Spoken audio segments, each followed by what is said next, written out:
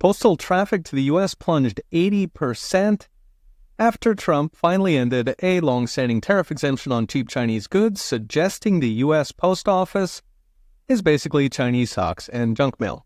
Last week, Trump ended the so-called de minimis exemption that gave custom-free access to any parcel worth less than $800. By the way, China tariffs anything over $7. De minimis dates from 1938, was meant for souvenirs or grandma sending you cookies and warm socks.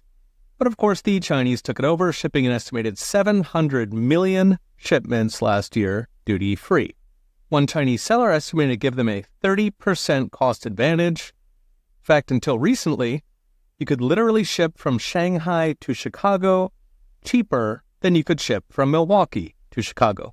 The exemption also made it easy for China to ship fentanyl and meth. One DEA estimate has China accounting for 70% of global fentanyl shipments, often routed through Mexico or even Canada. Now, the new rules still exempt bona fide gifts and souvenirs up to $200, but it's the end of the road for Chinese socks and fentanyl. The loophole sent shipments crashing to a, quote, near halt as carriers scrambled to assess and collect duties, often erroneously. 88 national carriers have now partially or fully suspended U.S.-bound shipments, including most of Europe, India, and Mexico.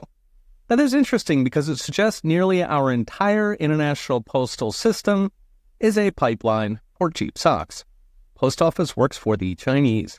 Now, to be fair, it's not just the Chinese. 95% of all mail handled by the post office is, in fact, subsidized junk mail that costs the American taxpayer billions. One study estimated Americans get 18 pieces of junk mail for every bona fide personal letter or bill, and the post office spends an estimated $18 billion a year subsidizing the junk. Now, it'd be one thing if it was their own money pumping junk into your mailbox, but in fact, the post office has gotten roughly $200 billion in taxpayer bailouts in the past 15 years alone, including a COVID-era coup that transferred $107 billion of union benefits onto the taxpayer. In other words, the post office is a pipeline for Chinese socks, fentanyl, and 130 billion pieces of junk mail, for which you pay $200 billion. Good to be government-owned.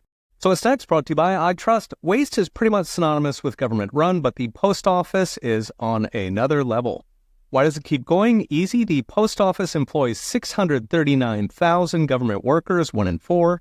Their union is one of the biggest donors to the Democrat Party, and their members literally deliver or fail to deliver the 45 million mail-in ballots that made up 1 in 3 votes in 2024. Meanwhile, left-wing nonprofits, along with normal scam marketers, rely on those dirt-cheap junk mail rates to pocket a big hunk of that $18 billion subsidy. There have been attempts at reform, last in 2006. Back then, the post office used sympathetic left-wing media to tug voters' heartstrings about heroic mail carriers, the big bird strategy. Still, a lot has changed since 2006, so maybe there's an opportunity to not just end the pipeline for Chinese socks and fentanyl, but to save Americans from the avalanche of junk mail and potentially millions of fraudulent votes. Okay, we'll be watching. See you next time.